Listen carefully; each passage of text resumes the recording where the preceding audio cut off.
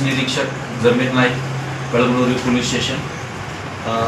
Kalamnuri police स्टेशनतर्फे सर्वांना आवाहन करण्यात येते की दर सालाबादप्रमाणे याही वर्षी नोरीबाबा यांचा उरूस मोठ्या थाटामाटात कळमनुरी शहरामध्ये संपन्न होणार आहे. त्या अनुषंगानं सर्व कळमनुरीवासियांना एक आव्हान करतो की सदरचा उरूस हा आपल्याला मोठ्या उत्साहाने आणि आनंददायी वातावरणामध्ये साजरा करायचा आहे. या संदर्भामध्ये सर्व समाजाचे लोक सहभागी होतात. हिंदू असो, मुस्लिम असो, प्रत्येक समाजाचे लोक ह्याच्यामध्ये सामील होतात. मोठ्या प्रमाणात बाहेरच्या जिल्ह्यामधून लोक येतात दर्शन घेण्यासाठी आणि लोकांची खूप गर्दी होते.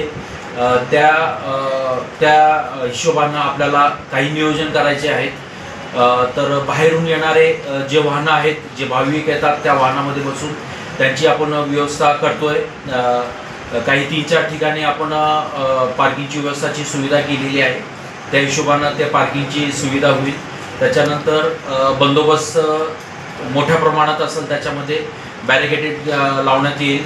त्याच्यामध्ये काही अनुचित प्रकार घडणार नाही यासाठी प्रशासनाने CCTV कॅमेऱ्याची व्यवस्था केलेली आहे. आणि त्याच्यानंतर त्या ठिकाणी नोरीबाबा दर्गाच्या समोर पोलीस चौकी पण आपण उभा करण्याचं आपलं नियोजन आहे. त्याच्यामध्ये पोलीस बंदोबस्त असेल, प्रत्येक चौकामध्ये पोलीस बंदोबस्त असेल, शासनाची करडी नजर असणार. ह्याच्यामध्ये काही आक्षेपार्ह काही आढळलं तर आम्हाला सांगा.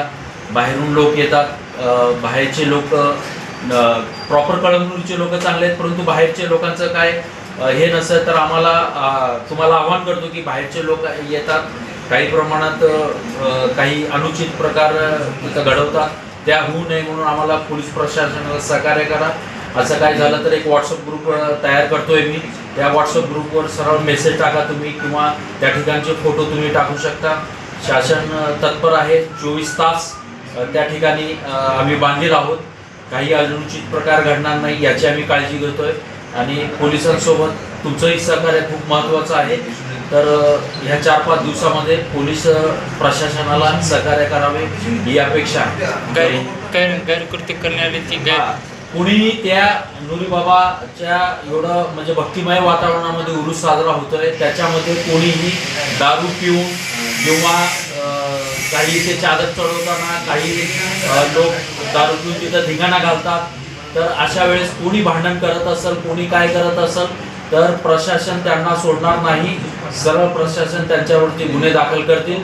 कायद्याच्या चौकटीमध्ये राहावा तर सगळेजण आनंदी राहतील. जय हिंद.